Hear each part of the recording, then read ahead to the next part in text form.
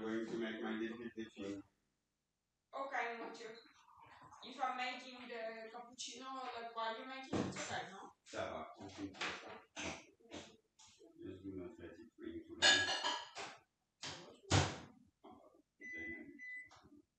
Salut les gars! je vois que ça n'allait pas très très bien au niveau du son. Je pense que c'est parce que j'avais mis un truc en plus. On pouvait pas m'entendre respirer, j'étais parti me brosser les dents. On entend au fond le bruit d'une tondeuse. Ok, ok.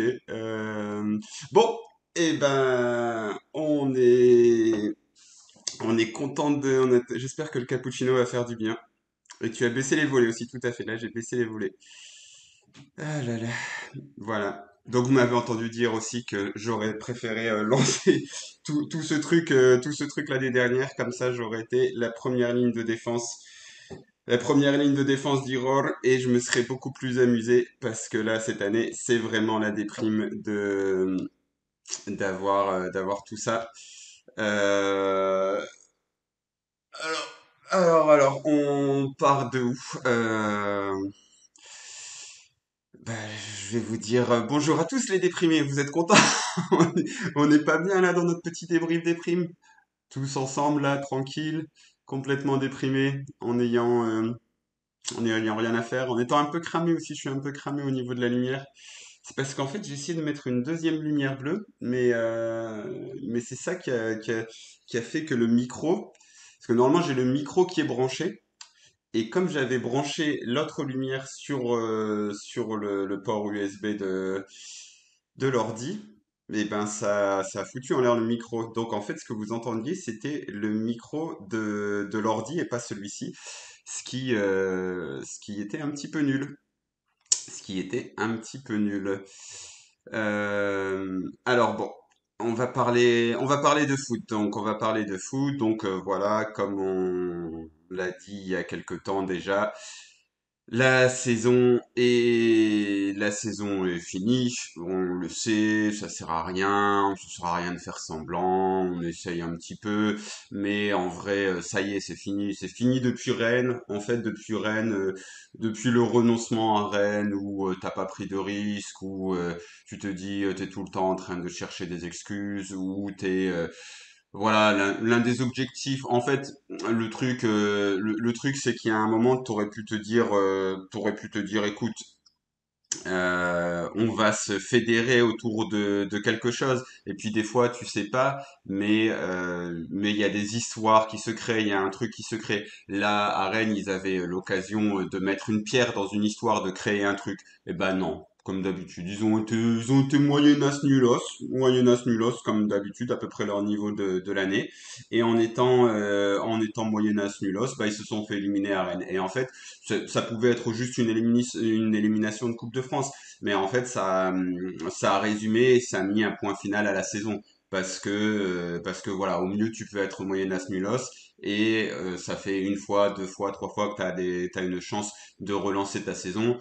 Et en fait, quand tu rates une fois, deux fois, trois fois, faut arrêter de se raconter des conneries. Voilà, c'est fini la saison de l'OM, elle est terminée et,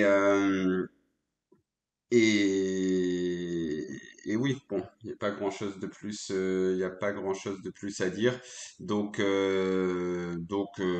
donc voilà. Mais même, je vous lis un petit peu. Salut Moser, salut Lopo Dodo, salut à tous.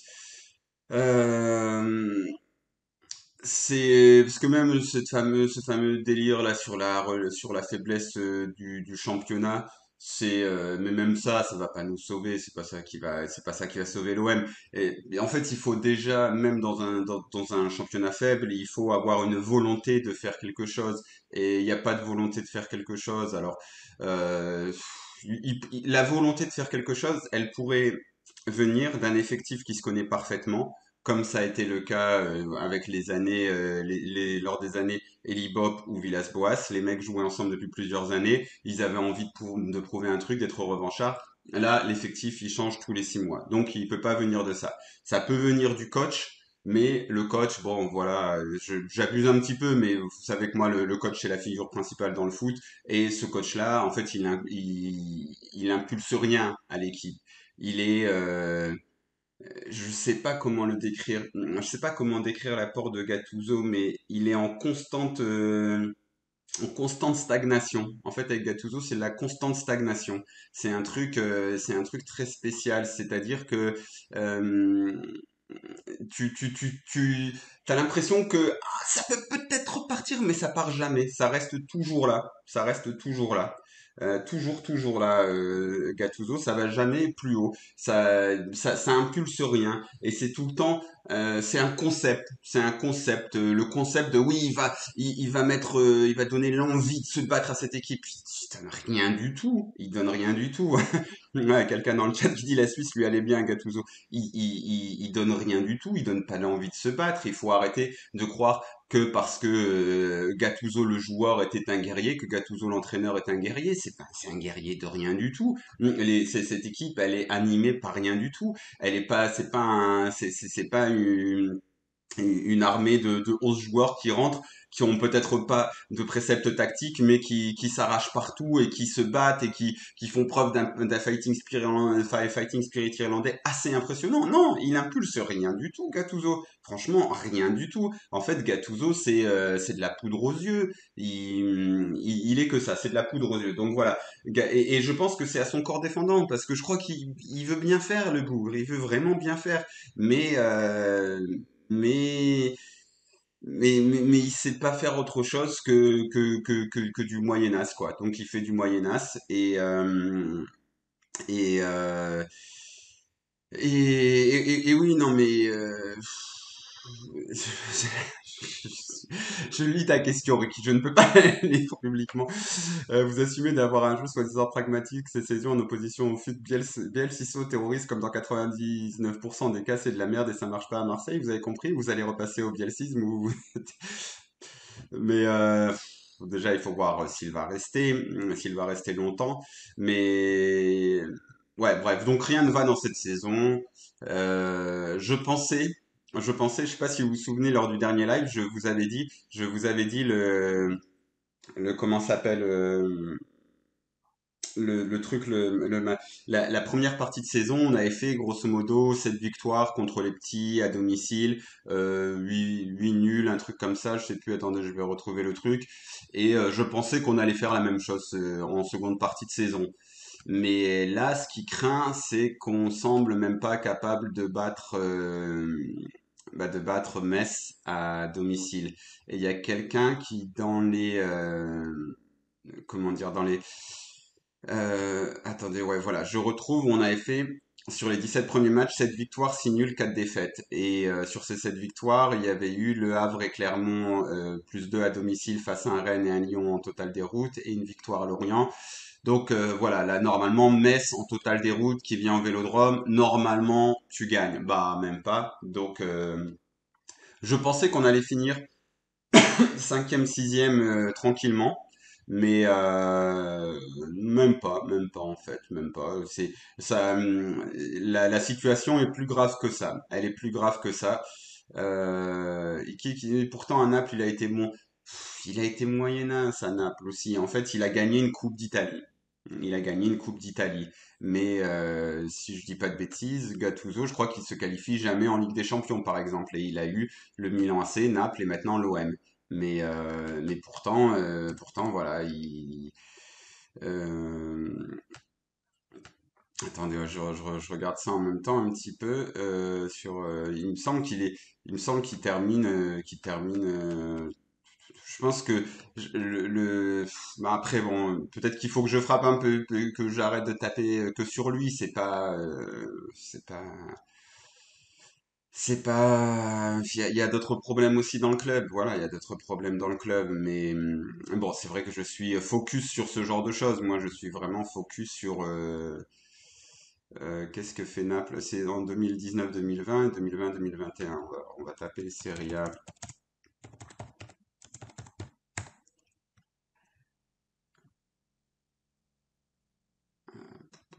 On va aller voir le classement. On va aller voir donc 2019-2020.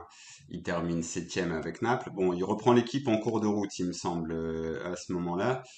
Ensuite 2020-2021 où je sais plus si c'est là qu'il gagne la Coupe d'Italie ou l'année d'après. Il termine cinquième. Voilà, c'est un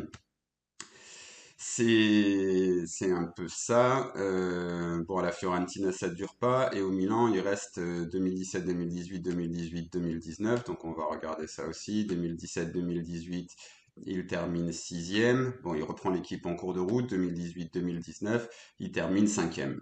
Voilà. En fait, c'est ça, Gattuso, à un moment. C'est un mec pour finir. C'est un mec qui prend des grosses équipes et qui finit cinquième. Voilà, c'est pas dur. Mais mais ouais, je sais pas trop. En plus, le truc c'est que comme j'ai travaillé tard hier, du coup, je me suis réveillé à midi, donc je suis pas très bien réveillé parce que pour finir de monter la fancam et tout, tu te couches à 2 heures. Attendez, je vais voir, je voulais vous mettre ça. Dites-moi si vous avez du son dans le chat, je vais vous mettre un extrait.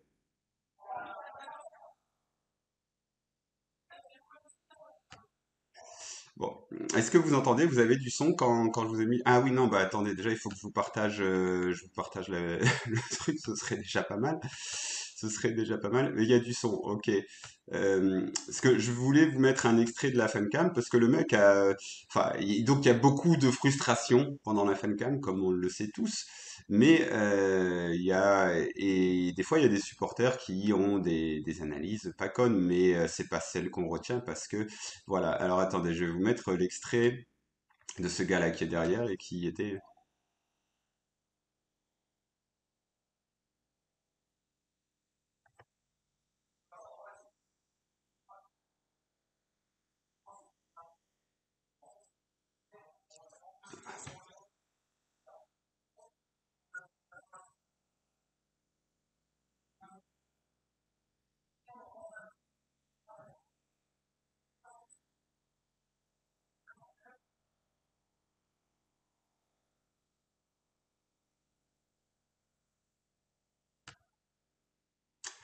Ouais, voilà, donc... Ah, on n'entend rien. On n'entend rien. Bon, merde, pas de son. Bon, c'est pas... Bon, grosso modo, la saison, elle est terminée. La saison, elle est terminée, on le sait tous, on vient au stade parce qu'on aime l'OM, mais voilà, il faut arrêter de se raconter des histoires et je pense je pense qu'il a raison. Non, non, mais lui, il était bien. Il était tout à fait lucide et calme. Mais le truc, c'est que personne veut entendre ça. En fait, quand tu sors du stade, t'as juste envie de hurler ta frustration. Et c'est ce que les gens viennent faire à la fancam. Donc, bon, ça a ses limites. Après, bon, on me demande d'aller le faire, donc je le fais. Et quand je tombe sur des mecs comme ça, je suis content de les montrer parce que lui, oui, voilà, il avait, en fait, il est complètement, je suis complètement d'accord avec lui. Voilà, comme je vous l'ai dit ici, les gars, il n'y a pas, ça y est, la saison, elle est finie. On a, on a déjà beaucoup de signaux qui vont dans ce sens-là. Et puis, et puis oui, c'est tout un parce que hier il fait plus peur à ses joueurs qu'aux adversaires à chaque fois et c'est rare qu'on finisse une première mi-temps pas trop mal, mais on attaque la seconde comme si on se chiait dessus, nous dit Moser. Ouais, ouais, peut-être. Je sais. Tu vois, il y a un truc aussi parce que on a tous lu là Déjà, ouais, il y avait un autre truc. Toutes ces réunions. Oh là là là là là là là là. En fait, quand un club commence à faire des réunions, c'est que c'est fini. C'est que c'est fini. C'est allez, c'est bon. Rayez cette saison. Allez, c'est bon. On va faire du bobsleigh. Arrêtez de casser la tête là. Mais les réunions, t'as fait des réunions avec là, avec ci, avec ça. Réunion, tu te dis les choses, ça veut dire que c'est fini. C'est bon. Ça fonctionne plus comme ça fonctionne plus comme ça le football ou ouais, enfin bref, toutes ces réunions c'était déjà de la merde. Ensuite, j'ai lu aussi que Gattuso avait dit à Longoria à un moment, avait dit à Longoria à un moment, ouais, mais je sens pas cette équipe en mission. Bah ouais, mais c'est toi qui dois impulser ça, mec. C'est toi qui dois impulser. On est en mission. Qu'est-ce que tu vas, qu'est-ce que tu, ouais, mais je sens pas qu'ils marquent 5 buts à chaque match. Bah ouais, mais les mecs, ouais, mais bien sûr qu'eux ils sont pas en mission. Eux ils sont là, ils sont complètement perdus. Alors bon, voilà, vous savez exactement ce que je pense de Gattuso, mais les joueurs maintenant, parce que c'est vrai que je peux et je le conçois parfaitement qu'on me dise ouais bah t'es trop tu passes trop de choses à Longoria. Non non, je pense que Longoria c'est le premier coupable et je pense que les joueurs qu'il a pris en effet ils ne sont pas en mission à l'OM, en effet ils ne comprennent pas très bien ce qu'il se passe et que ça c'est aussi de la faute du recrutement en fait c'est toi qui recrute et c'est toi qui c'est toi qui dois prendre des mecs qui sont capables d'aller là. Et puis pareil, on me dit ouais, les leaders, machin, ça manque de leaders. Ouais, c'est des trucs nébuleux qui veulent trop rien dire. Je pense c'est je sais pas des euh, franchement, je suis. En fait, c'est des explications, mais du football des années 80, quoi. Le football, il a énormément changé. Tous ces mecs-là, ils sont censés être préparés. Par contre, ce qui est certain, c'est que ces gars-là, ils n'ont aucun automatisme avec les autres. Donc, c'est le fonctionnement de Longoria. Donc, tu assumes ce fonctionnement. C'est un truc qu'il fait à la fin de la saison dernière. Il dit, oui, je vais changer encore une bonne partie de l'effectif parce que c'est mon fonctionnement, c'est celui dans lequel je crois très bien. Mais là, on est arrivé un peu à la limite de ce fonctionnement. Et ces gars-là, je pense pas que Gigo Grinta, il est pas de personnalité. Je pense que Iliman Ndiaye, il essaye vraiment du plus profond de son cœur. Il essaye réellement. Je pense que Jean Onana, et on peut lui reprocher plein de trucs, mais voilà, il essaye réellement. Je pense même que Jonathan Klaus, ça pourrait être un leader. Il pense peut-être un peu trop individuellement, mais il sait que pour individuellement, il a besoin des autres pour briller. Je pense qu'en fait, ces mecs-là, Balerdi, c'est un leader. Il a traversé tellement de merde à l'OM maintenant, il est capable d'endosser ça. Chancel Mbemba, il est toujours là. Alors ok, là, il est à la canne, mais il était là la majeure partie du temps. En fait, t'as plein de mecs qui sont censés être capables d'endosser des responsabilités. Sauf qu'en fait, euh, en fait, bon, les gars, ils sont là-dedans, ils sont perdus, ils essayent de suivre un peu le projet qui va à volo, qui change toutes les 3 semaines. Ils ne comprennent rien, ils ne comprennent rien à rien, ils comprennent rien à rien. Et, euh, et ça, c'est de la faute de Longoria. Voilà, en fait, il y a un moment, tu vois, Kondogbia, c'est censé être un leader. Verretou, c'est sa deuxième saison, c'est censé être un leader. En plus, il fait pas une mauvaise saison, Verretou. Enfin, c'est pas, voilà, comme le dit Santo, il y a pas que la grinta dans le foot. C'est fini, ça. On est plus en 90 complètement. Il y a un moment, faut arrêter avec ces excuses à la con et c'est, ouais, mais machin, mais c'est la grinta, ces trucs. C'est toute la saison qui est pourrie, c'est toute la saison qui est pourrie. Si tu te plantes la première fois dans le choix du coach, donc les joueurs, la stratégie globale de Longoria, c'est moi je pense qu'il faut toujours beaucoup de turnover dans un effectif.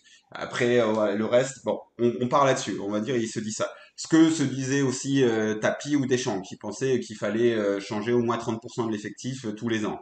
Bon, très bien. Tu te dis, ça c'est ma stratégie. Après, lui, c'est même plus que 30%. Ça peut aller un peu plus loin.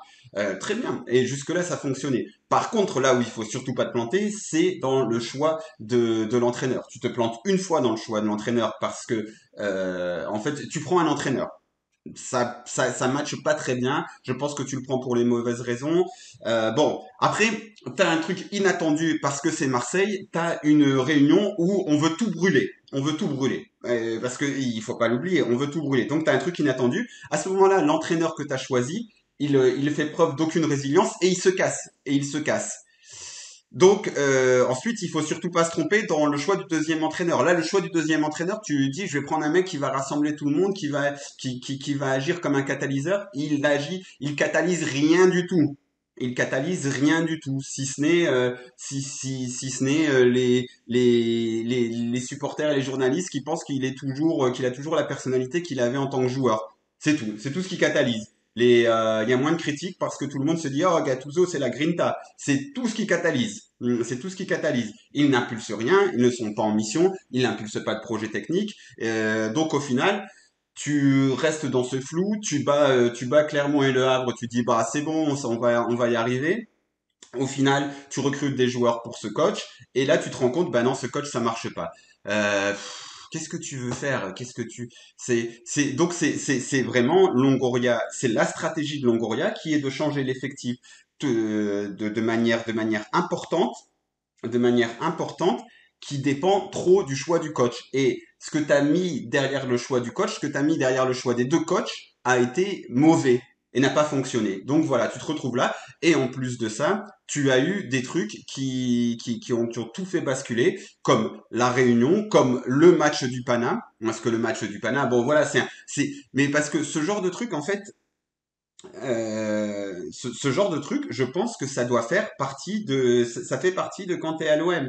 Ça, le truc de la réunion, ça ne devrait pas, mais ça en fait partie. Mais par contre, le manque de réussite, le truc de la canne, le truc de, il y a des blessés, ça fait partie de quand t'es à l'OM. Donc tu fais avec, donc tu fais avec. Et là, bah tu fais pas avec et t'es incapable. Donc voilà, la saison encore hier, tu te prends ce ce carton rouge qui à mon avis est plutôt mérité. Après, tu peux avoir ce penalty sur Mumbamia. Je pense que ça le vaut aussi. Je pense que si tu mets le rouge, tu peux mettre le penalty. Mais bon, voilà quoi, c'est de l'arbitrage et voilà, c'est un échec total cette saison. En fait, j'ai envie de dire c'est un échec de tout le monde cette saison. Voilà, c'est un échec du stade, c'est un échec avant tout du président, c'est un échec de deux entraîneurs. Et quand je parle de l'échec du président, en fait voilà, je pense que l'échec du président, il englobe l'échec de deux entraîneurs et le recrutement. Donc ça fait beaucoup. Donc voilà. Ah, quelle saison de merde. Attendez, on va aller voir un petit peu la presse qui va nous dire que ça c'était vachement bien hier. Mais bon, après, voilà, je pense que il faut se dire la saison elle est terminée et il faut passer à autre chose. Écoutez, Longoria avait fait deux bonnes saisons. Là, il fait une saison où il se rate complètement. Donc, donc, écoutez, qu'est-ce qu'on peut faire? Qu'est-ce qu'on peut faire? Ça arrive, ça arrive. Tu te rates complètement. On va aller voir la Provence. Il se rate complètement de A à Z et ouais, voilà, parce que moi j'essaye de parler de foot et de dire machin, truc, le Gattuso il est nul, mais il faut le choisir Gattuso, il vient pas tout seul, donc c'est aussi qui choisit les entraîneurs, qui choisit les recrues, parce que ouais, il y a aussi le délire de c'est hier, je regardais le match avec Jérémy Attali que je salue et qui lui me disait non mais les joueurs sont nuls aussi. Je trouve que les joueurs sont nuls et toi tu t'es trop sur l'entraîneur.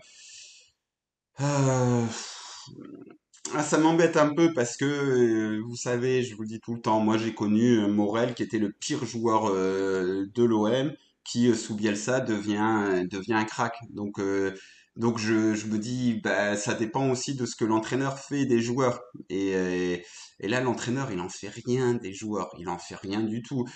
Et un exemple, t'as mis donc sur les côtés deux joueurs qui sont plutôt naturellement axiaux, Aubameyang et Ndiaye. Vous savez que moi, je suis plus attaché à la fonction que tu donnes à tes joueurs qu'aux postes qu'ils sont censés avoir. Donc en fait, ok, très bien. Tu mets Iliman Ndiaye et Aubameyang sur les côtés. Ben, si tu prends leur qualité, tu te dis, vous partez des côtés, vous rentrez dans l'axe, vous trouvez un relais avec Mumbania, vous trouvez un relais avec Unai, vous trouvez un relais là, et le but c'est que vous rentrez dans l'axe et que vous libérez les côtés pour Klos et c'était qui l'autre latéral de l'autre côté et Merlin.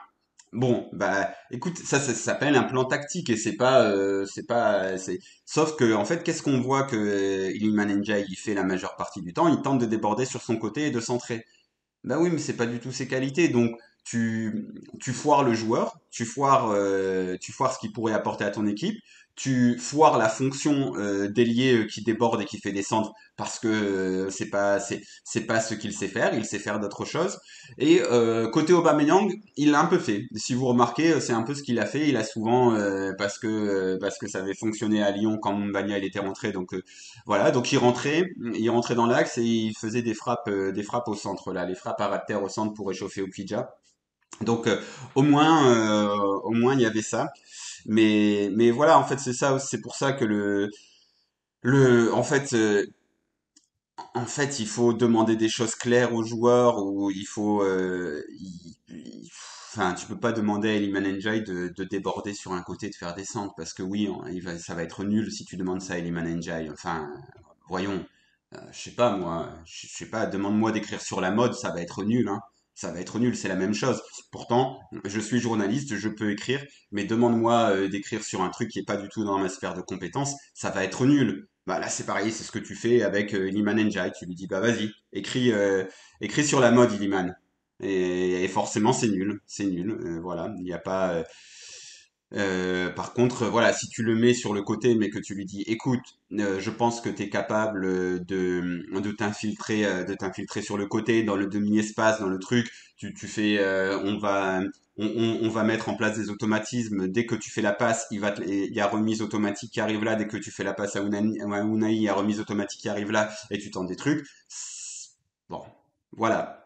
Là, c'est quelque chose. Mais ce quelque chose-là, il n'existe pas à l'OM. Bon, voilà, il faut se, comme le dit vraiment, comme le disaient ses supporters dans la fancam, c'est bon, la saison elle est finie. Et moi, je pensais vraiment qu'on allait gagner hier, hein, mais bon, on n'a pas gagné. Euh, Nueves qui dit, je pense qu'à l'heure actuelle, Lyon est meilleur que nous. Mais franchement, je pense pas quand même. Euh, Et Pato qui me demande, tu penses qu'on devrait changer d'entraîneur maintenant pour espérer encore l'Europe ou attendre la fin de saison? Franchement, c'est vraiment une question que je me demande parce que vous savez que je n'ai aucune foi en Gattuso.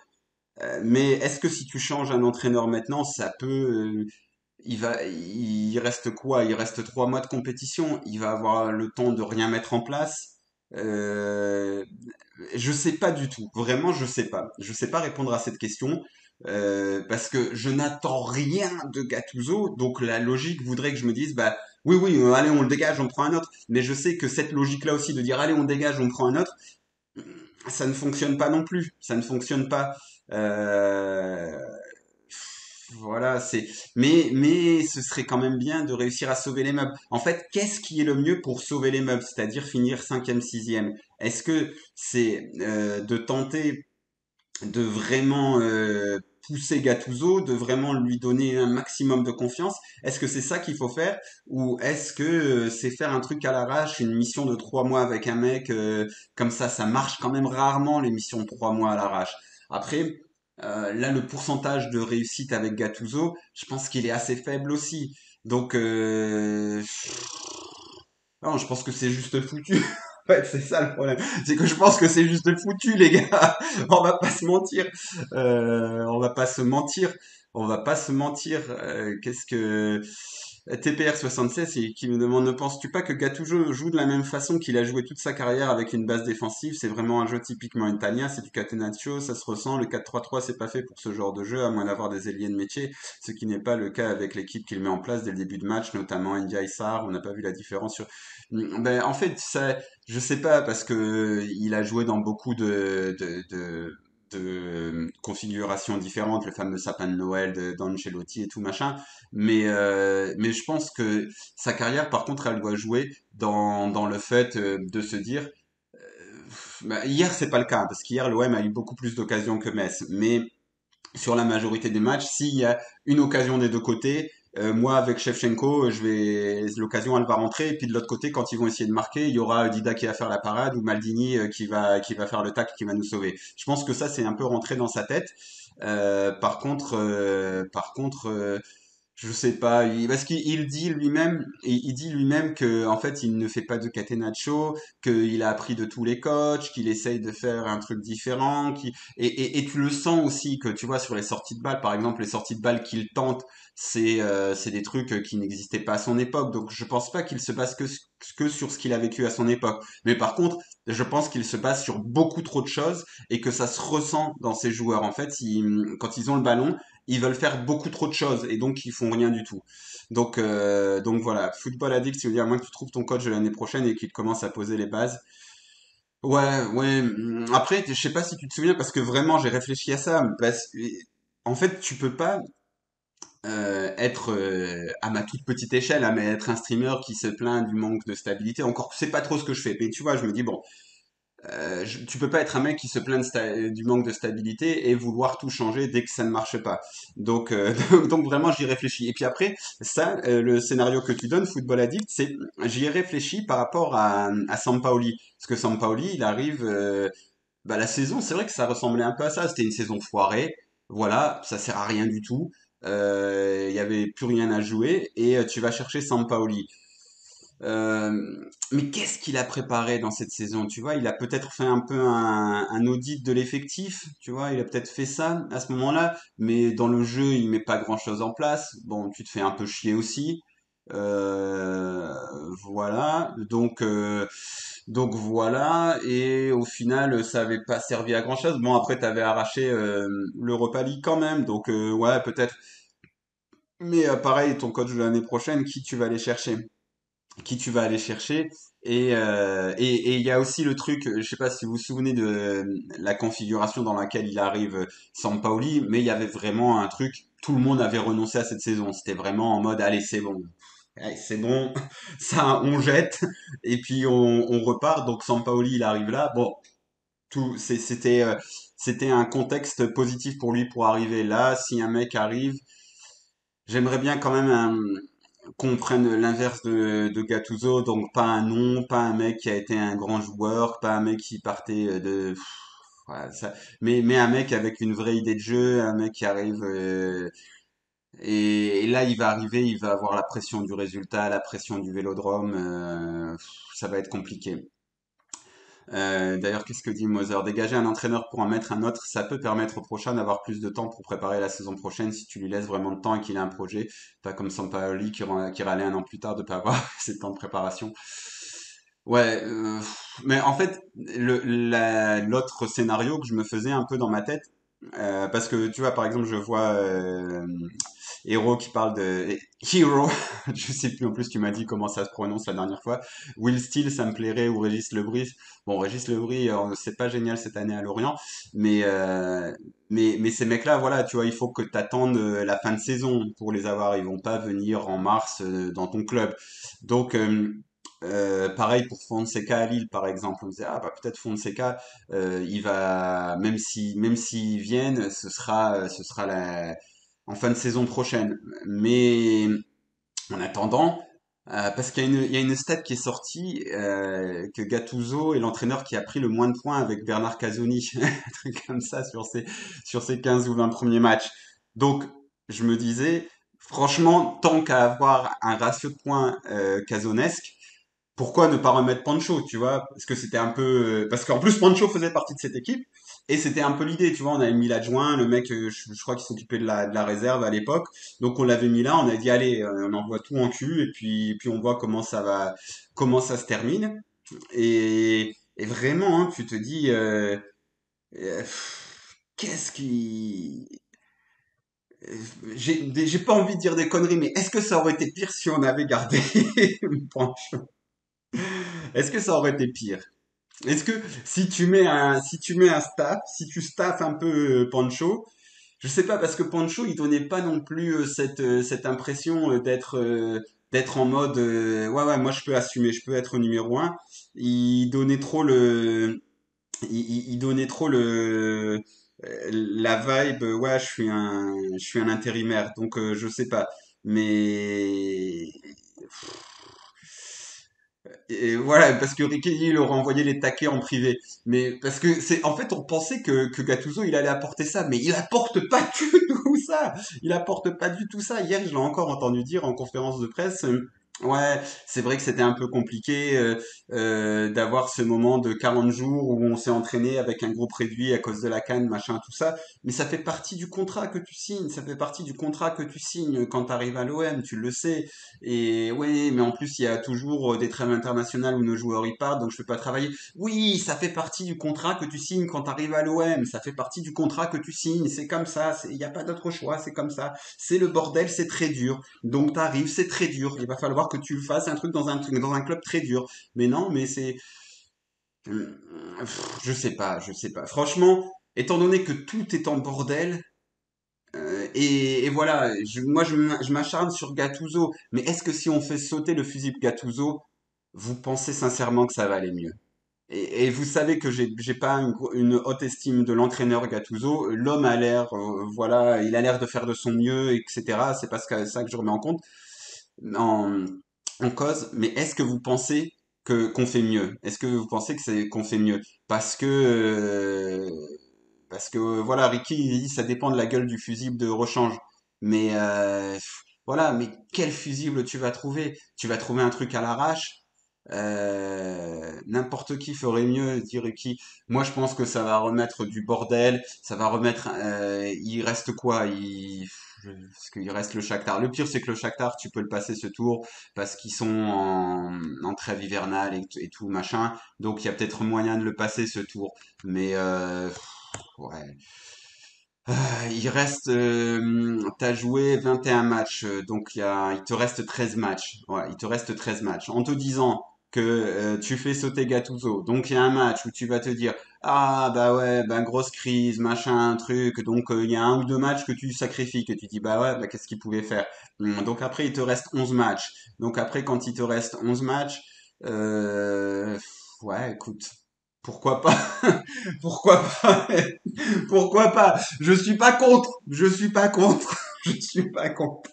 Écoutez, je suis pas persuadé. Je suis pas persuadé, mais il y a Montagnier de Libre, l'ancien de Toulouse, pour accrocher le match. Ah, vous êtes plus méchants que moi, les mecs. Vous êtes plus méchants que moi. Mais si on perd contre le Shakhtar et Brest, il saute, à mon avis, ça va partir sur de l'intérim jusqu'à la fin de saison. Ouais, franchement, j'ai jamais, je pensais pas que c'était possible qu'il saute d'ici la fin de saison. Et hier, quand tu vois l'équipe un peu sans solution face à Metz à domicile, et Metz qui était sur sa série de records de défaites en Ligue 1, qui n'a aucune solution, qui a 10 contre 11, euh, à 10 contre 11 est toujours dominé, tu te dis si t'arrives pas à battre Brest, si t'arrives pas à battre Metz, là, vraiment, c'est pas possible. Et donc, quand tu les bats pas, vraiment, c'est la première fois que je me suis dit, ah ouais, là, il y a moyen que Gattuso, on le remette en cause. Parce que avant ça, en fait, Gattuso, il bénéficiait du statut bon, grand joueur déjà. Ensuite, du statut, ouais, mais ce qu'on m'a dit aussi, c'est, il a remis beaucoup de positivité dans le club, avec les joueurs, avec tout le monde, machin, le fameux, il salue tout le monde, truc. Vous connaissez, hein, vous l'avez eu 50 fois celle-là. Donc, il bénéficiait de tout ça et du fait, ok, il est arrivé dans un contexte très difficile et je pense que tout le monde se disait en interne chez les dirigeants, bon bah, il est plein de bonne volonté, il essaye, mais tout le monde avait envie de le soutenir. Mais là, quand t'arrives pas à battre Metz, vraiment, pour la première fois, je me suis dit, ah ouais, il y a peut-être moyen qu'il le remette en cause. Là, là, il y a peut-être moyen qu'il le remette en cause. Donc, est-ce que si il se fait éliminer par le Shakhtar, il perd à Brest, euh, compliqué. Voilà, Yana Lamoris qui dit point fort, il dit bonjour. C'est vrai. Aïe aïe aïe aïe aïe aïe aïe aïe aïe aïe aïe aïe aïe aïe aïe aïe aïe aïe. Aïe aïe aïe. Mais je m'étais promis d'arrêter de dire du mal que de Gattuso. Allez, on va dire du mal des joueurs, du coup. Quel enculé ce Mourad. Quel enculé. Il regarde dans les yeux en conf, non? Ouais, et ouais, et même des fois, il dit les prénoms des journalistes. Il est sympa. Il est sympa. On n'a pas un entraîneur type Nasser Larguet dans les équipes en dessous pour faire de l'intérim. Là, franchement, tu vois, il y a... il y a un truc comme ça, tu te dis, allez, on arrête de, on sait, l'entraîneur, on a fait le tour, je pense, on a fait le tour, on n'est pas du tout satisfait de Gattuso, voilà. Euh, allez, on passe à la suite parce qu'on a dit suffisamment de mal, il est pas compétent, il est pas, il est pas compétent. J'aime beaucoup Hiro qui dit, allez, ok, autour des joueurs, ils ont mal joué à cause du système Gattuso. C'est ce que je fais d'habitude. C'est ce que je fais d'habitude. Mais allez, on passe aux notes de l'équipe. Alors, je vérifie un peu sur le truc. Voilà, comme ça, c'est bien cadré à peu près. Vous avez là le truc des notes dans la globalité. Alors, Paolo Lopez 5, Merlin 6, Balerdi 4, Gigot non noté, Klos 5, Unai 4, Onana 6, Harit non noté, Aubameyang 5, Mobagna 7, Ndiaye 2. Pourquoi Harit il sort à quel moment Harit déjà, je me souviens même plus du moment de la sortie d'Harit. C'est compliqué quand même quand tu Ah oui, c'est vrai. Bah oui oui, non, il sort pour laisser rentrer Bamo Meïté. Oh putain. Et à ce moment-là, putain, comment j'essaye de pas dire du mal de l'entraîneur, mais c'est dur, c'est dur, c'est dur. À ce moment-là, vraiment, encore une fois, je dis à Jérémy qui est à côté de moi en tribune de presse, et il y avait Xavier, on parle et on se dit ah ok bah tu sortirais qui machin. Moi je me dis bah si tu veux gagner ce match sors Onana. C'est dur parce que ça a peut-être été le meilleur au milieu de terrain, mais tu gardes Harit ou Naï, tu dis je prends le risque, je prends un risque créatif. Tu fais un 4-2-3 mais avec deux mecs créatifs et tu leur dis les gars vous vous tuez sur le terrain parce que toi t'impulses la grinta et à ce moment-là, vraiment, je dis à Jérémy et Xavier, je leur dis, vous allez voir, il va sortir Harit. Et il sort Harit, forcément, parce que c'est le plus offensif. Donc comme ça, bon après, je dis ça, ça a pas trop mal fonctionné. Ça a pas trop mal fonctionné. Onana qui s'est fait défoncer à la fin de cam, qui s'est fait défoncer à la fin de cam, alors que est-ce qu'on peut dire qu'Onana a fait un bon match? Est-ce qu'on peut le dire? Moi, j'ai tendance à le dire. C'est un joueur limité. C'est un joueur qui se met pas toujours dans les bonnes positions quand il reçoit le ballon. Mais hier, il s'est tué. Il a couru de partout. Et en fait, voilà, Onana, en fait, c'est censé être ça le concept de Jean Onana à l'OM. C'est tu viens pour jouer les matchs contre le FC Metz et tu es meilleur que les joueurs du FC Metz. C'est ce qu'il a été. Donc moi, Jean Onana, franchement, ça m'a c'est un bon remplaçant. C'est un bon remplaçant, Jean Onana. Je sais pas. Sans ballon, toujours bon match. Avec ballon, match horrible. Il y a même une ou deux passes qui étaient pas trop mauvaises. Il fait ses deux frappes qui sont cadrées. C'est pas trop mal. C'est rigolo, Gigot non noté. Du coup, en fin de saison, ce match compte pas dans ses stats et il récupère une meilleure note moyenne. Du coup, il est content et la presse continue à le faire passer pour un mec qui fait peu d'erreurs. Bah, il y a pas que la presse, hein, les supporters aussi, parce que c'est Grinta Grinta, Grinta Grinta. Quel mot de merde, Grinta, c'est vraiment un mot de merde. Grinta, c'est un mot de merde. Faut le comprendre, c'est un mot de merde, Grinta. C'est vraiment un mot de merde, Grinta. Il a perdu pas mal de ballons. Où est-ce que attendez, je vais essayer d'aller voir ses stats sur WhoScored parce que ça m'intéresse. J'ai pas eu cette impression. Franchement, c'est pour ça que je dis qu'il a fait un bon match parce que au-delà des trucs qui sont toujours très visibles comme les frappes. Attendez, je vous ai enlevé là, non? On va essayer d'aller voir.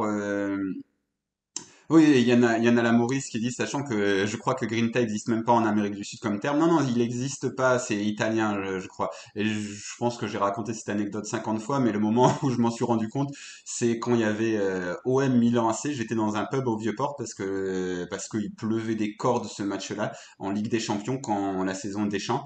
Et il y avait deux Argentins à côté de moi et Enzo égalise. Et donc là, je leur dis, ah ouais, très bien, ça c'est la Grinta argentine et tout. Et ils m'ont regardé, mais la quoi?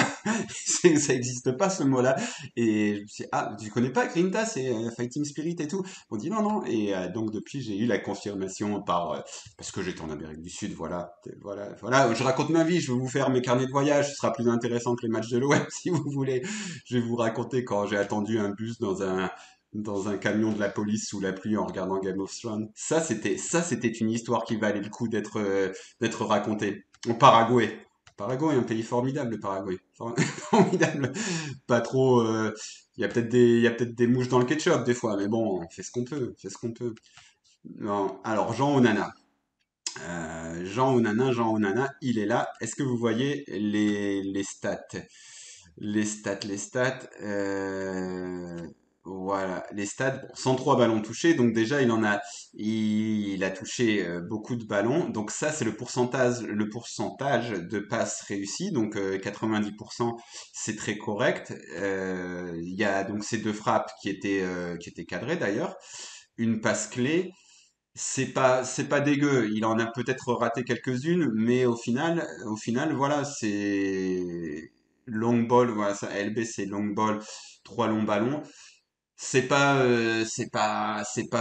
prime Paul Pogba, mais j'ai trouvé ça, franchement, j'ai trouvé un match plus que correct de Jean Onana et un gros abattage. Le fait qu'il touche autant de ballons, ça prouve qu'il s'est vraiment démultiplié pour compenser l'infériorité numérique. Moi, j'ai vraiment envie de mettre un bon point à Jean Onana quand même. C'était correct. Après, voilà, en effet, c'est, c'est, c'est bien pour jouer contre le FC Metz. C'est un bon remplaçant. Voilà. Les autres joueurs, pareil, je vous dis ce que je disais hier en direct à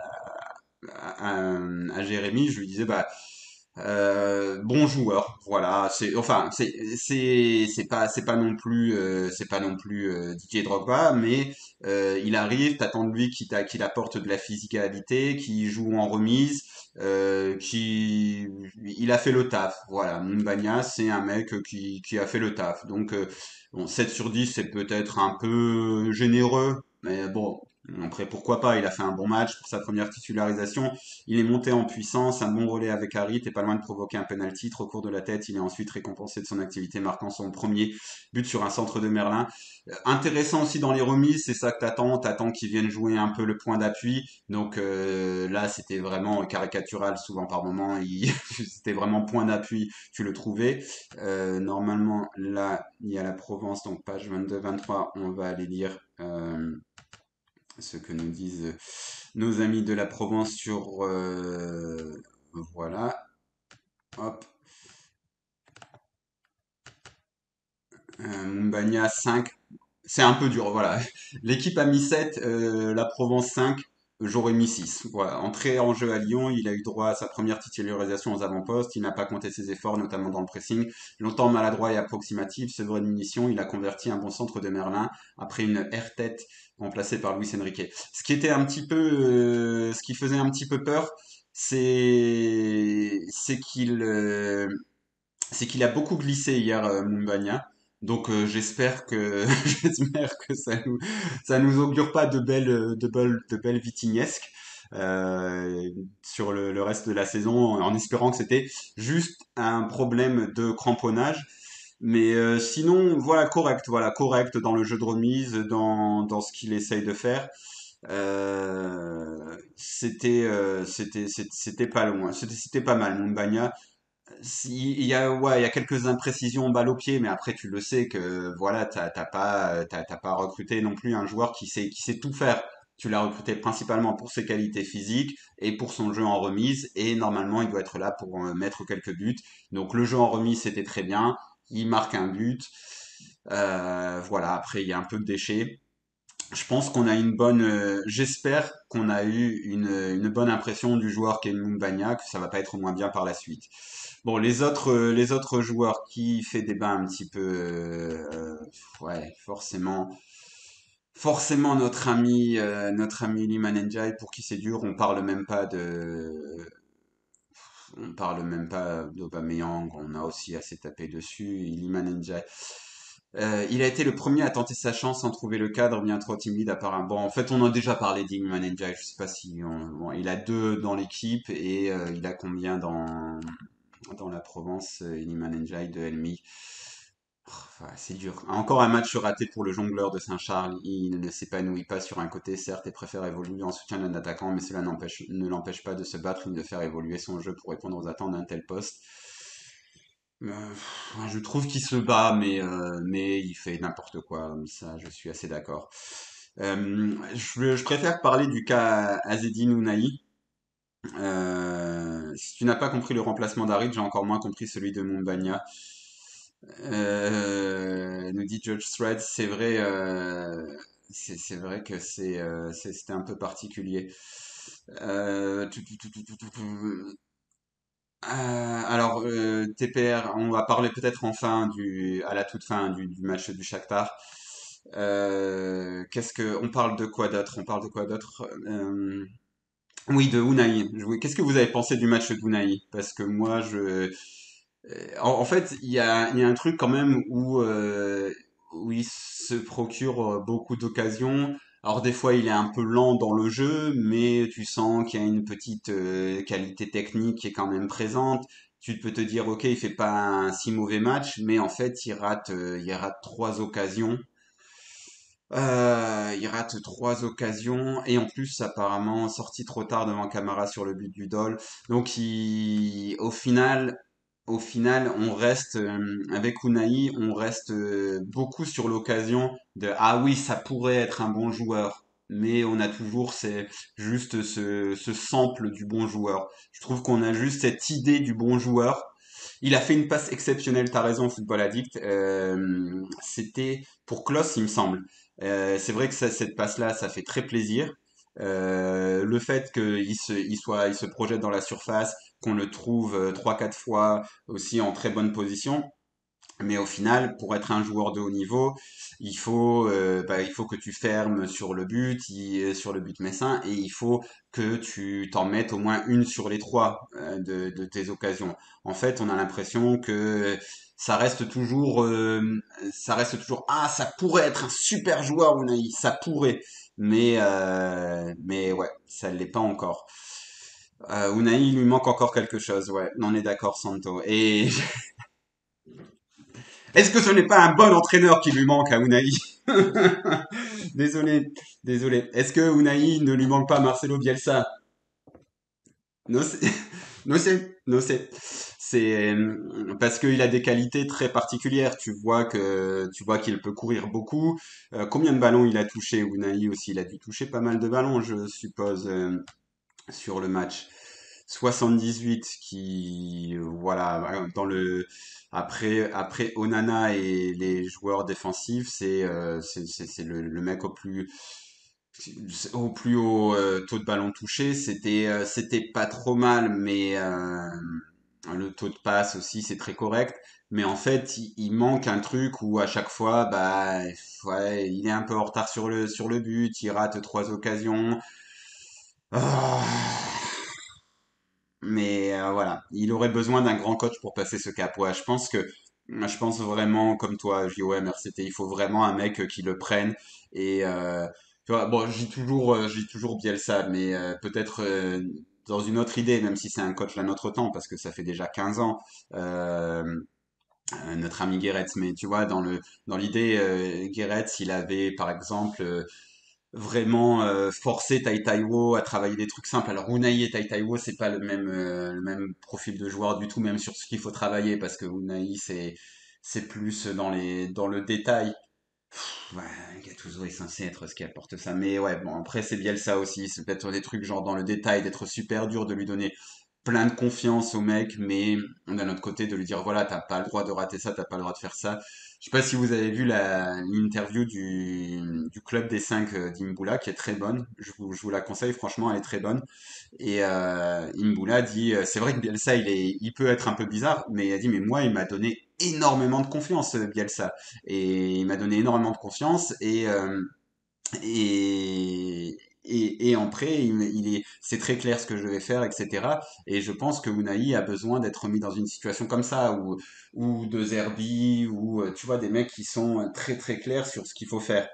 Et ouais, et comme toi, Sante, je pense aussi qu'Unai a un bon potentiel. Après, avoir un bon potentiel, ça veut pas dire que tu vas être un bon joueur et qu'à la fin de ta carrière, on va pas se dire, ouais, bah, ce mec, c'est quand même un gâchis. Il a le coup d'œil au bon moment, mais il a un laps de temps entre ce moment et l'instant où il la donne. Ouais, il manque un petit peu de spontanéité par moment, alors que tu te dis, ouais, il a la qualité technique pour faire la passe, il a la qualité technique pour faire la frappe, mais c'est vrai qu'il y a peut-être ce petit lag, comme tu disais au-dessus aussi, il y a peut-être un petit lag, un petit truc qui manque, et ouais, c'est dommage, c'est dommage. C'est dommage, mais écoutez, voilà, Unai hier, il bouffe peut-être un peu la feuille de match. Je pense que étant foutu pour foutu cette saison, est-ce que on ne laisserait pas les clés à Zedine Unai en lui disant bon, allez, tu nous sauves maintenant. Et après, voilà, parce que j'essaye de dire d'arrêter de m'acharner sur l'entraîneur qui pour moi n'est pas très très bon. Mais il y a aussi un truc, parce que quand Amin Harit sort, je me dis, ah merde, Harit. Et je l'aime bien, Amin Harit. Qu'on s'entende bien, je l'aime bien. Il a une histoire, c'est un bon petit joueur. Mais est-ce que Harit, euh, en fait, je l'aimais beaucoup la saison sous Sampaoli. C'était un joueur, ça ne peut pas être ta caution technique. Voilà, c'est là où je veux en venir. C'est qu'Harit, c'est ta caution créative. T'as que ça. Et c'est là où, vu que je m'acharne souvent sur l'entraîneur et que je dédouane souvent les joueurs et qu'on me dit souvent, ouais, le problème c'est le recrutement. Est-ce que en fait, tu ne devrais pas avoir au moins trois ou quatre Harit, que tu ne devrais pas dépendre que de Harit pour être créatif. Alors tu as Unai, ok, il y a Unai Harit, c'est tout en fait dans cette équipe. Est-ce que Harit c'est pas un excellent remplaçant? En fait, à l'OM, excellent remplaçant, très bien. Si Amin Harit c'est le remplaçant c'est le douzième homme, parfait, super. Il est là pour rentrer. Des fois il est titulaire, des fois il est remplaçant, très bien, parfait. C'est vrai que Tudor lui avait donné peut-être encore un peu plus de responsabilités, mais il lui a donné des choses claires à faire. Et il y avait Alexis Sanchez à côté, il y avait Gendouzi qui faisait le pressing, donc on voyait juste les qualités de d'Harit. Euh, voilà, est-ce que en fait, il y a un peu un sentiment d'effectif mal construit quand je ressens autant de dépit parce qu'Aminarit sort. Je devrais me dire, bon bah ok, Aminarit il sort, dommage. Mais il y a lui. Là, quand Aminarit il sort, je me dis, ah merde, putain, il n'y a plus personne pour faire ce qu'il fait. Donc, donc voilà, c'est compliqué, c'est compliqué, voilà. Bon, Klose qui fait plutôt son match, Merlin qui fait plutôt son match, Lopez qui sauve quand même, il fait une grosse parade. Il fait une grosse parade voilà, sur Mikotadze, mais il est resté tanké sur sa ligne sur l'égalisation du Dol. Je vous avoue, je me souviens même plus de l'action du but du Dol, tellement. En fait, si je la vois, hein, non, en fait, je vois tout à fait, corner, le centre, la tête et tout, machin, mais je me souviens même plus de la position de Paolo Lopez. En fait, je vais voir, je me dis, putain, pourvu qu'il y ait un hors-jeu, une faute, un truc comme ça, je vois le ralenti. Après, ça y est, je me dis, allez, c'est bon, ça va. C'est, fatigué. Fatigué. Il y a un mec aussi à la fin, qui me dit, bref, je suis fatigué. Je suis fatigué. C'est bon, on est fatigué. On est fatigué. Voilà, on est fatigué. C'est vraiment nul. C'est vraiment nul. C'est vraiment nul. C'est vraiment nul. Bon, y a-t-il faute sur Meïté? C'est quoi sur l'action du but, tu veux dire, Ricky? Je me souviens, j'ai pas vu grand-chose moi. Franchement, j'ai pas vu qu'il y avait de faute ou de trucs comme ça. Donc, on prend Regragui au pire, il sait le faire jouer. On me dit dans le chat, ouais. Par contre, faudra se séparer de Chancel. Donc non, on prend pas Regragui. Je pense pas. Et au premier poteau, s'il y a quelqu'un qui se fait lober, je sais plus si c'est Merlin ou truc comme ça. Ouais, j'ai pas l'impression. Je pense que le duel il est un petit peu viril, mais correct. J'ai plutôt cette impression-là. J'ai plutôt cette impression-là. Bref, on regarde le classement. J'ai même pas fait attention à ça. Tellement on s'en fout, on s'en fout. Donc, hey, on a pris une place. On a pris une place sur le fameux Reims de Will Steele. Sur le fameux Reims de Will Steele. Mais attendez, parce que j'ai vraiment, moi, ce qui craint, c'est que là, depuis le début de saison, on a joué, enfin depuis la reprise de la seconde partie de saison, on a joué Strasbourg, Lyon 16e, Metz 16e. Et on a pris 3 points.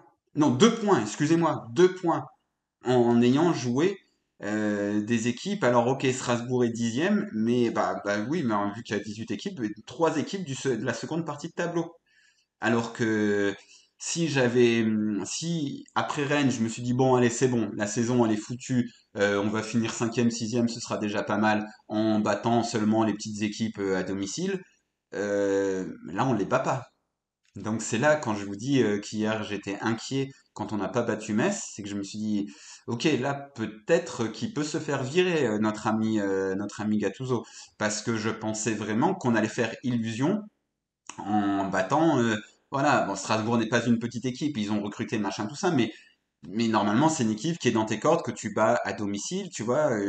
Moi je m'étais dit bah voilà, on va perdre, on va gagner Metz, peut-être au moins un nul à Lyon, tu vois. On a pris 2 points. Au moins t'en as pris quatre quoi. On a pris 2 points en 3 matchs. Donc tu te dis, on a joué personne. On a joué là les matchs qui sont censés être à notre portée et on a fait nul ou on a perdu. Donc c'est bien, on n'est pas dominé. Hier aussi, Gattuso il a dit ouais, jamais vu ça, une domination territoriale et tout, génial. Parce que là, Brest, bon, Montpellier, normalement Montpellier est vraiment mal, ils viennent de prendre 4-1. Clermont, bon, franchement, si tu survis à ça, normalement après, t'as 3 matchs là qui peuvent te permettre de faire illusion. Et ouais, ces 3 matchs-là, faut les gagner en fait. Si tu gagnes ces 3 matchs-là, rappelez-vous, on avait dit qu'il faut gagner 7 matchs. Montpellier, Clermont, Nantes, ça c'est perdu au match nul. Nice à domicile, allez, tu vas faire illusion, tu vas faire croire que tu as fait un bon match contre Nice. Waouh, waouh, waouh, ça va être dur. Lorient, waouh, ça va être dur, les amis. Ça va être dur. Ça va être dur. Coucou, j'ai Adblock, j'ai le droit de voir ton live ou pas? Bah oui, non, pourquoi ça te bloque le grand foutoir? Attendez, je vais chercher un truc. Euh... Chercher un mouchoir. Oh putain, faut vraiment que j'enlève les pubs. Je suis désolé les gars si certains sont bloqués à cause des pubs. Euh, mais ouais. Euh, ouais. On peut finir neuvième à la fin de la journée. Oui, bah après, tu vois, on s'en fout du classement pour l'instant, Bertrand, puisque je vois que tu dis, on s'en fout du classement. Mais on est invaincu à domicile. Ouais. Mais euh, Metz a pris un point quand ils ont été menés 2 fois cette saison. Ah ouais, non, tu veux dire, ouais, c'est pas les 2 seules fois où ils ont pris un point après avoir été menés, mais c'est vrai que contre nous, ils ont pris 2 points. Ils ont pris 2 points. Oh putain. On a tout essayé, mais on n'arrive pas à les battre. Ils sont trop forts. Aïe, aïe, aïe, aïe, aïe, aïe, aïe, aïe, aïe. Aïe, aïe, aïe, aïe, aïe. C'est un désastre. C'est un désastre. C'est un désastre, les amis. C'est un désastre. Bon, franchement, moi, je signe pour terminer sixième. Et comme je vous l'ai dit, voilà, c'est une saison ratée. C'est une saison ratée, faut pas qu'elle soit désastreuse. C'est complètement pourri cette saison, voilà, c'est une saison de merde. Pour qu'elle soit un minimum sauvée, il faudrait que l'OM termine cinquième, sixième. Je pense que c'est sixième parce que il faut voir qui gagne la Coupe de France, mais je pense que tu auras quand même du Paris, Nice, qui sont bien placés. Lens, ils sont toujours en course aussi, si je dis pas de bêtises, pour la Coupe de France ou ouais, parce ils avaient sorti. Ah oui, non, ils s'étaient fait sortir par Monaco. Ouais, quoique, quoique. Je pense, ouais, il faut terminer cinquième, sixième. Bon, c'est faisable normalement. Donc, il faut espérer, voilà, terminer cinquième, sixième. Franchement, moi, l'Europa League, je prends en vrai. Conference League, je prends. On sauve ce qui peut être sauvé. Et à la base, je voulais vraiment m'accrocher à l'Europa League en me disant, bah, c'est le truc qui peut nous faire un peu vibrer. Mais avec cette équipe, j'ai envie de voir le moins de matchs possible de l'OM. Ça y est, c'est bon, qu'on passe, qu'on fasse le moins de matchs possible et qu'on passe vite à la fin, qu'on passe vite à la saison prochaine.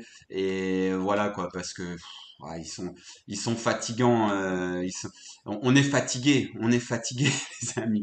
On est fatigué de cette équipe de fatigués là, de cette équipe de cette équipe de merde. Hein, on peut le dire. Je pense qu'on peut le dire. Bon, on peut parler un petit peu de ce qui nous attend. Donc, comment on peut se faire éliminer par le Shakhtar en sachant que donc le Shakhtar est en situation compliquée bien sûr depuis l'invasion russe en Ukraine. Les matchs sont très compliqués depuis 2 ans. Il y a fréquemment des matchs qui se débutent, qui se stoppent par des alertes de raid aérien, donc il faut aller se mettre à l'abri, etc. Il y a des matchs qui durent 3 heures. Le Shakhtar n'est pas en tête du championnat, mais à 2 matchs de retard. Et s'ils remportent leurs 2 matchs de retard, ils prendraient la tête. Là, attendez, voilà. Donc, si on regarde le classement, le le Shakhtar est à 31 points. Le leader à 34, le Krivbas, mais voilà, donc ils ont 2 matchs de retard. Donc s'ils remportent ces 2 matchs, le Shakhtar est normalement en tête du championnat. Euh, Au niveau de la philosophie de jeu, ils ont été chercher comment il s'appelle, l'assistant du, du Feyenoord parce que ça marchait pas super bien avec le néerlandais là qui était pas génial et ça tente de jouer de jouer d'avoir un jeu qui s'approche un peu enfin un jeu un petit peu vertical mais pour l'instant c'en est un peu c'en est encore un petit peu au balbutiement. En Ligue des Champions, il y a eu des grosses roustes, mais ils ont cru jusqu'au bout ils ont cru jusqu'au bout à la qualification. Et il y avait quelque chose à faire et voilà, ils ont pris des risques. C'est clair et net qu'on n'est pas du tout sur une équipe gatouesque. C'est une équipe qui prend des risques, mais c'est une équipe qui va de manière évidente manquer de rythme parce que elle est en trêve hivernale et là elle joue des matchs amicaux pour combler. Moi, j'avais vu récemment, hormis les matchs de Ligue des Champions, j'avais vu aussi les matchs qui sont un peu spéciaux, hein, qui sont un peu spéciaux les matchs de Ligue des Champions. De temps en temps, ça change aussi le dispositif, etc. Depuis un petit moment. J'avais vu le classique contre le Dynamo Kiev. C'était un match de merde. Franchement, là, malheureusement, le niveau du championnat ukrainien a beaucoup baissé. Bon, c'est un peu le cadet de leurs soucis, je vais vous dire. Ils ont des choses un petit peu plus graves. Donc, ils s'étaient imposé 2 buts à 1. Euh, que dire? Ça va être un match. Ça va être ça va être tout de même compliqué. Ils ont quelques bons joueurs. Ils ont quelques bons joueurs. Voilà, JOMRCT qui parle de Soudakov. Soudakov qui paye pas de mine. Il est pas très grand, mais c'est pas non plus un joueur vraiment un skills qui fait des passements de jambes et des trucs comme ça. mais c'est le meilleur ami de Mudryk et ils ont une connexion spéciale tous les deux. D'ailleurs, c'est comme ça qu'ils avaient marqué contre la France cet été à l'Euro, si vous vous souvenez bien. Mais par contre, Soudakov, c'est un joueur très très propre, c'est-à-dire que tout ce qu'il fait et les frappes ne sont pas, c'est pas toujours pleine lucarne, mais c'est souvent très bien placé. C'est les bons angles, c'est la bonne puissance, les passes très propres, son jeu de passe, ses déplacements, c'est un régal si tu aimes les joueurs qui se déplacent entre les lignes, etc. C'est un régal. Donc très intelligent, très bonne qualité de passe, technique très propre. Soudakov, c'est vraiment le meilleur joueur de cette équipe. Là, ils sont repartis, ils ont recruté à nouveau des Brésiliens cet hiver. Il y en a un pour lequel j'avais suivi un petit peu. Il y avait des soucis justement pour le faire signer. Normalement, il devrait signer. Donc, ça commence à être intéressant et ils ont un petit peu activé maintenant la filière géorgienne. Ils cherchent clairement le futur Kvara. C'est assez clair.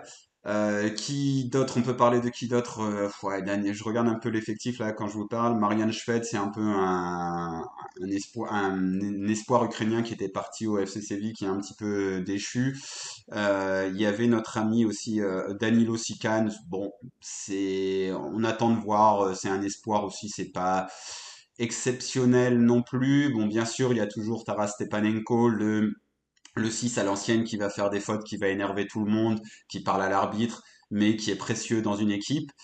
Matvienko, qui est censé être un peu le patron de leur défense derrière, qui est à un moment pisté par Arsenal, bon pied gauche, un joueur qui est censé avoir une bonne relance, mais qui a vraiment vécu une saison dernière compliquée. Alors je sais pas si c'est à cause des circonstances très particulières qu'il y a en ce moment, mais les derniers matchs que j'avais vus, se remettait à jouer de manière assez correcte, donc à voir, et voilà. Et le Brésilien là qui le cherchait, je sais plus comment, qui n'était pas loin de recruter.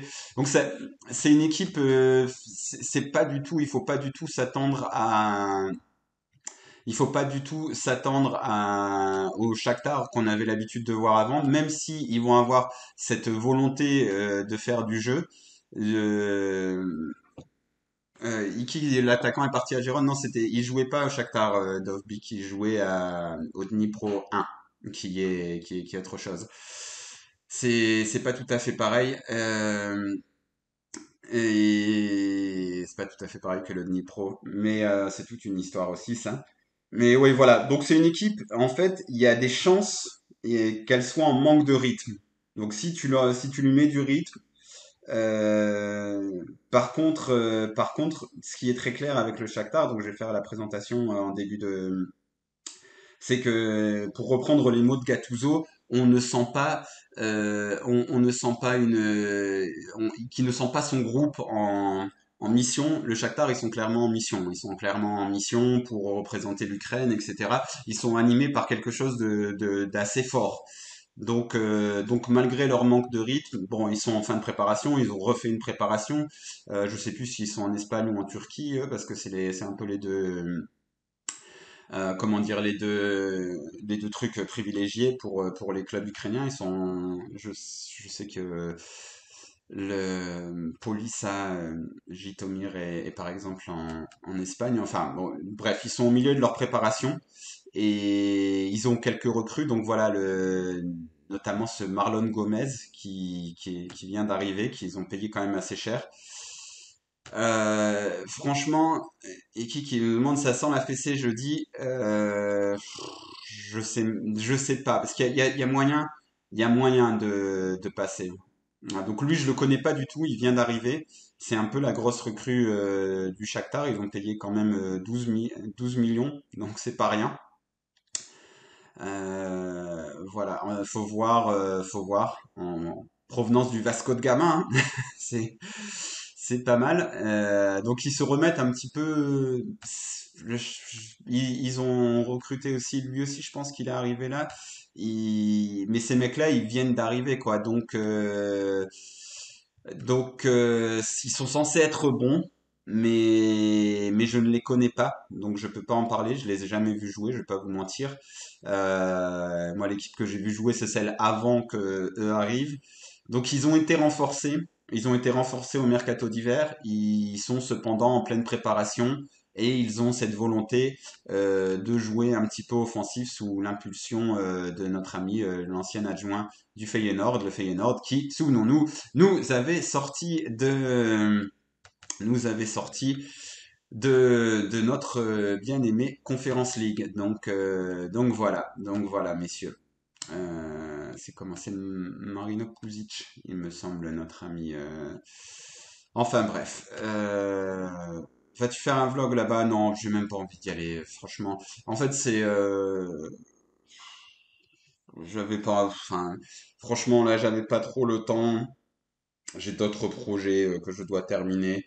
Et voilà quoi. J'ai envie de terminer cette saison. Franchement, j'ai envie de terminer. Vous savez, le vlog qui me tente le plus, c'est d'aller au Mans pour suivre la Gambardella. Après, il ne faut pas donner trop d'attention médiatique non plus à des jeunes joueurs parce que ça peut être dangereux.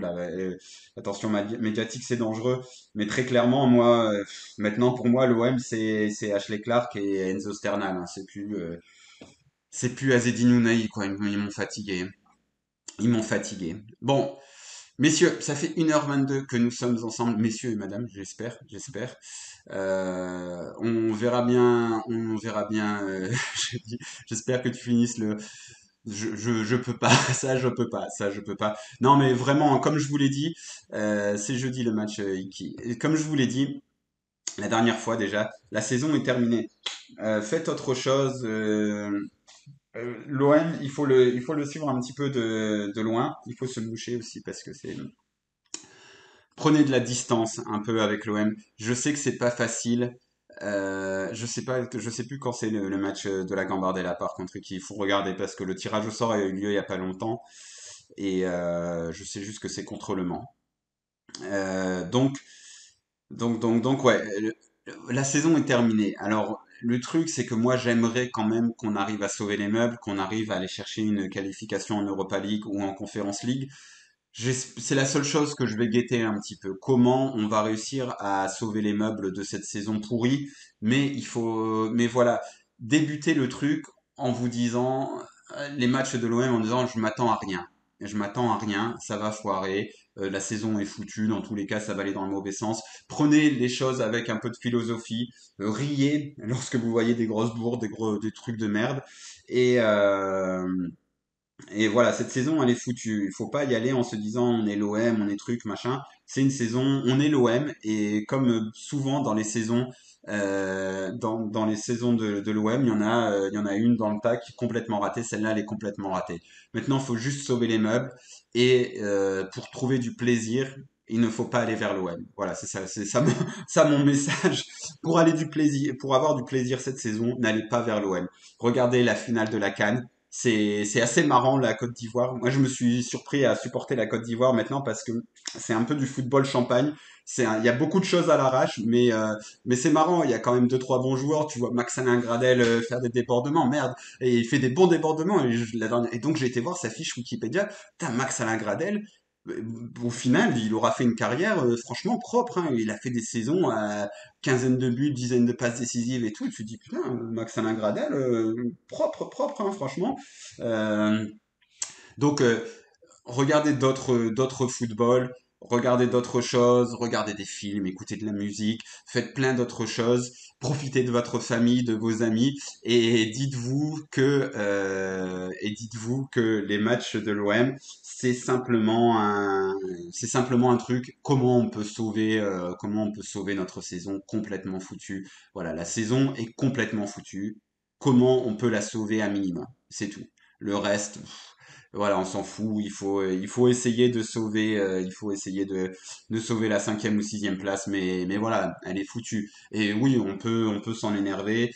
Je pense qu'on s'en est suffisamment énervé, mais nos nerfs valent mieux que cet OM-là. Donc, euh, donc voilà, messieurs, je pense qu'on a tout dit. On se retrouve vendredi.